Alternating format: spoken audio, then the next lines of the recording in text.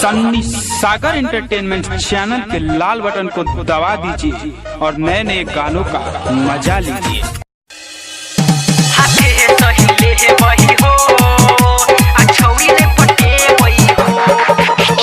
DJ Sumit Satish रैमा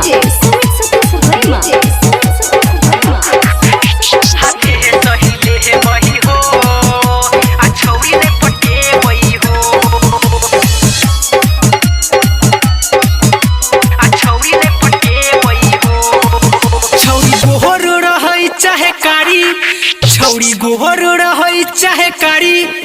हम घूम बन के करो पछाड़ी हाथे है सही ले है बही हो आ छौरी ने पटे बही हो कि हाथे से हिलाना है आ छौरी ने पटाना है कि हाथे से हिलाना है आ छौरी ने पटाना है।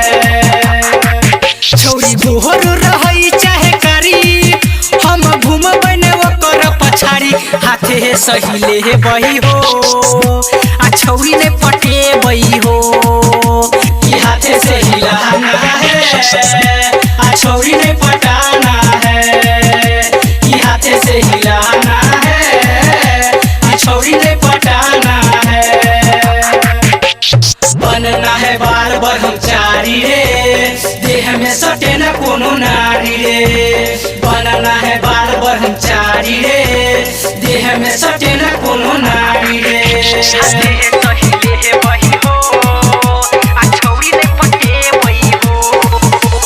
डीजे सुमित सतीश रैमा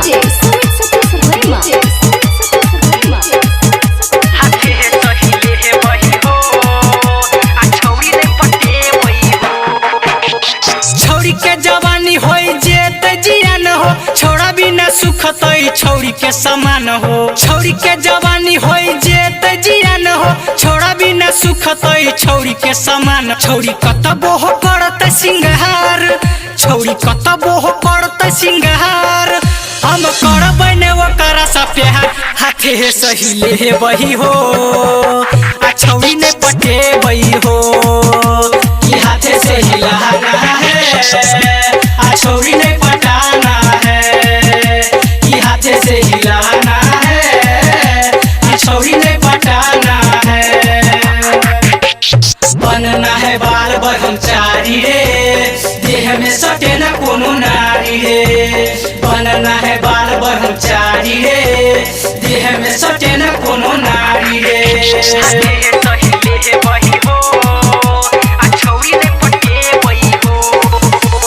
डीजे सुमित सतीश रैमा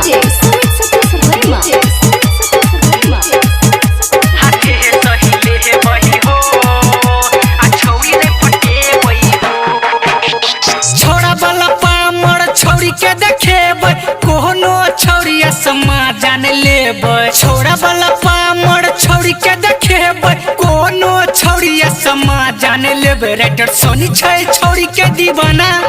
आ राइटर सोनी छै छौरी के दीवाना चंदू कह देते वो करो हो मना हाथे है सही ले है बही हो आ छौरी ने पटे बही हो कि हाथे से हिलाना है आ छौरी ने पटाना है कि हाथे से हिलाना है आ छौरी ने पटाना है। छौरी गोहर रही चाहे कारी हम घूम बने वो कर पछाड़ी हाथे है सही ले है बही हो आ छौरी ने पटे बही हो कि हाथे से हिलाना है आ छौरी ने पटाना है कि हाथे से हिलाना है आ छौरी ने पटाना